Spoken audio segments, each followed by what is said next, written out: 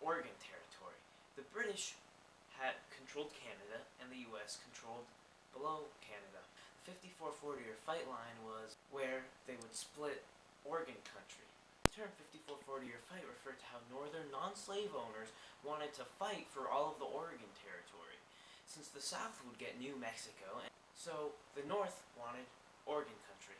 Since the Mexican-American War, it seemed one-sided to the South, because all of the New Mexican territory seemed very prone to slavery. American Northerners that did not hold slaves wanted a lot of Oregon territory because they wanted to use it as free soil land. This tensity, along with California being welcomed into the nation, caused the South and the North to really rile up. A thing that you need to remember here is that the North and South, whether they were Whigs or Democrats, didn't matter. The North was always against the South.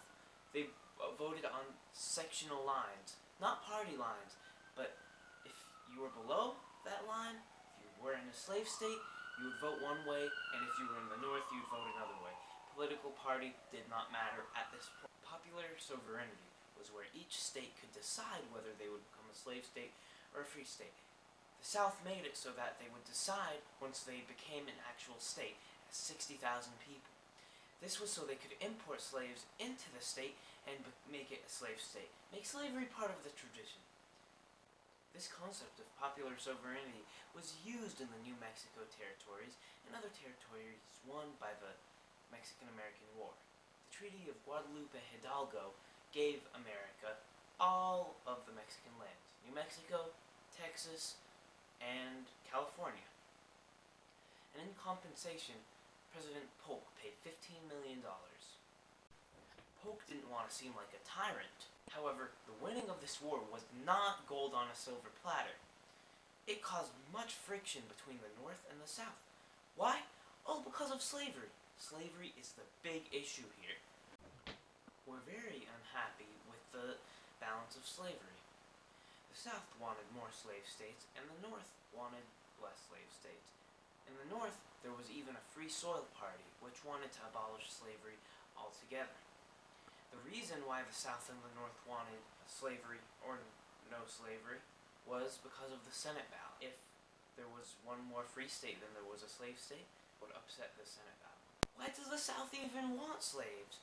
Well, the South grows cotton, and to grow cotton, you need slaves to farm it because they're cheap. They're very cheap.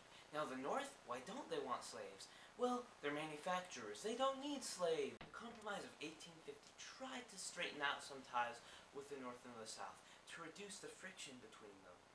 Henry Clay proposed a very large bill. In this bill, there were 5 components of Henry Clay's compromise. However, they were not passed by Henry Clay. Douglas was the one who passed Henry Clay's omnibus bill. An omnibus bill is just one bill divided into many. There are 5 components of the omnibus bill. California was admitted as a free state into the nation. Texas gave up some of her land for $10 million. Utah and New Mexico territory were open to popular sovereignty. There was a national fugitive slave law. Washington, D.C. was abolished of the slave trade. These 5 components favored the South rather than the North. But the South, they still did not like it. Why? Because California was admitted into the Union as a free state. The Senate balance wasn't equal. What is the fugitive slave law, you ask? It's the most controversial part of the Compromise of 1850. When slaves would escape to the North to escape their suppressors in the South, often they would be taken care of by Northern families.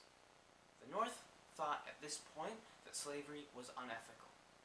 There was an abolitionist movement. The fugitive slave law was made so that these slaves would go back down into the states and become slaves again, even if they weren't originally slaves. It was corrupt and very controversial.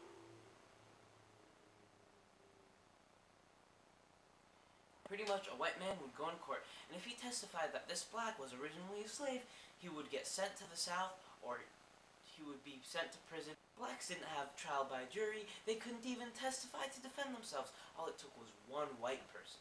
And on top of that, the white people would get $5 or $10. In order to gain new land for slavery, they went down to Cuba to try to make it a slave state and bring it into the Union. Cuba was only 90 miles away from the U.S. However, Cuba never entered the nation. Nicaragua was also converted into a slave state. Even a white man, William Walker, became the presidential role, or the leading role of the country. However, the other countries in Central America did not like this. There was constant war on Nicaragua. William Walker was forced to escape from Nicaragua, and he never came back. The plan to annex Cuba and Nicaragua failed for the South. This was the Compromise of 1850.